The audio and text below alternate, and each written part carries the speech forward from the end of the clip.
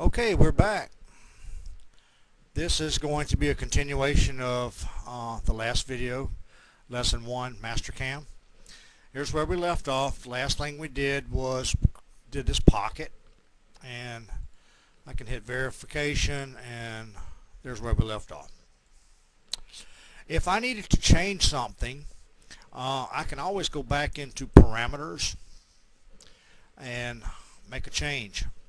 Let's say that, for example, I know I did not change my feed rates. It defaulted at 6.4176 for my feed rate. I can change that now to 30 inches a minute. Tab down to my plunge rate. Normally would go at half of that or at 15. Notice that we're at 139 surface feet per minute.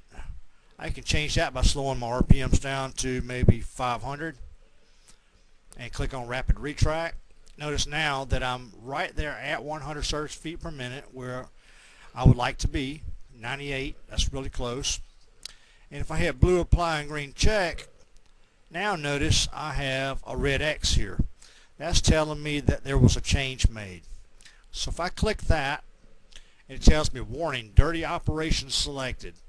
Generate unlocked operations and continue. So if I hit that, it lets me change that. I can watch this in a video format now on the back plot. It shows my actual tool positioning. Wrap it to the end. Done. Okay, exit out of that, and it made and saved the change for me. Let's go back to our top view.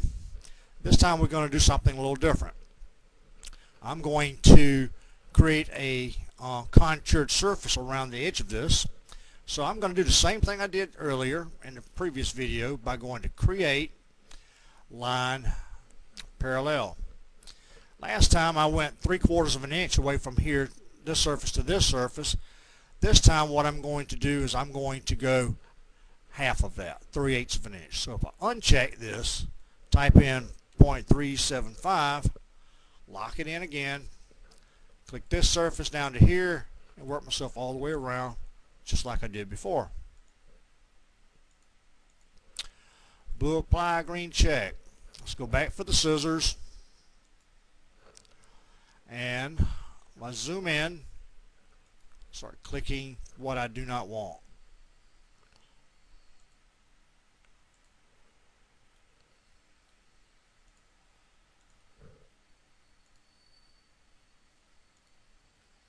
There, green check. Okay, I had 3/8 radiuses here, so I'm going to keep the same thing.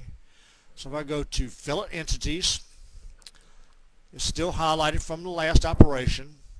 So if I click this line to this one, this to here, and work myself all the way around. Blue apply, green check. Now, let's go ahead and go to toolpaths and click on contour.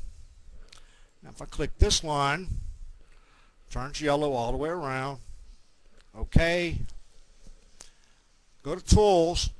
I'm going to keep the same tool, this 3/4 inch cutter, but I have to specify it by clicking it one time and it turns it blue. Now it knows that we're going to use the same tool. Cut parameters. Now here's something a little bit different. It's showing my compensation to the left. Well, check this out. I started here and my tool is going to be here. So as I machine around this part, my tool will be to the right of this line here. My tool is going to be up in here somewhere. So let's pull this back up, and I need to change my compensation direction. This is like your G41, G42. To the right, depth of cuts, click that. I'm going to take 50 thousandths per cut, 0.05. Leave lead in, lead out off again. And multi-passes, I think I can get away with that. I'm going to leave that unchecked for right now. Linking parameters, I'm going to go to a depth of minus 2.5.